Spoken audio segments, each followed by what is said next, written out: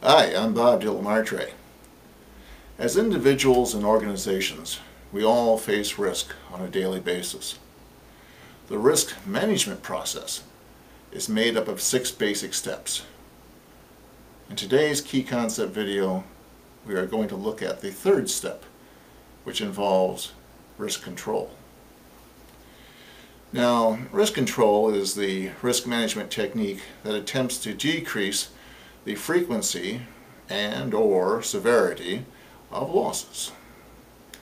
We will discuss the 5 following techniques. Number 1, avoidance. Number 2, loss prevention. Number 3, loss reduction. Number 4, separation. And finally, number 5, duplication.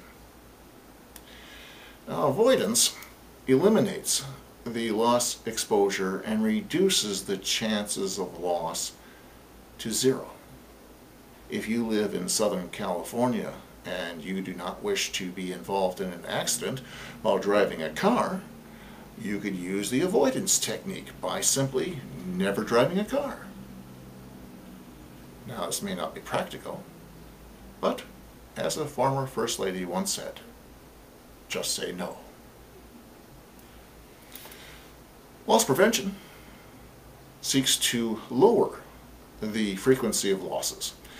If you're concerned about burglary, for instance, you could put heavy bars on the windows to prevent a burglar from ever entering your house. That's how you would use loss prevention. Loss reduction, on the other hand, seeks to lower the severity of losses.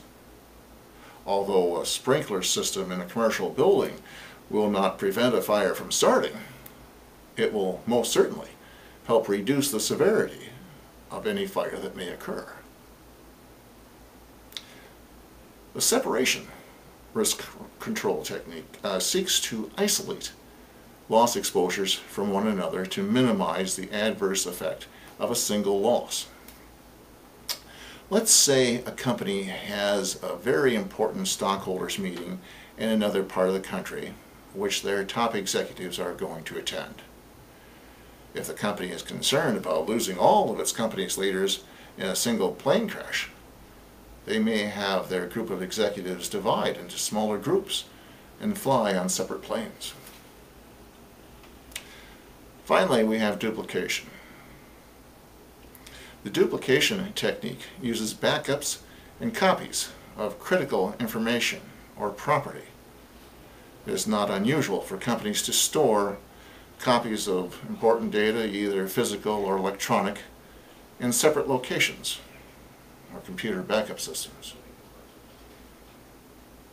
Well, as you can see, there are several risk control techniques that an individual or organization can employ to help decrease the frequency or severity of losses.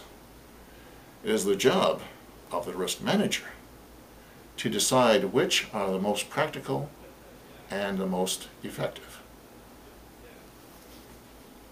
Thanks very much. I'm Bob DeLamartre.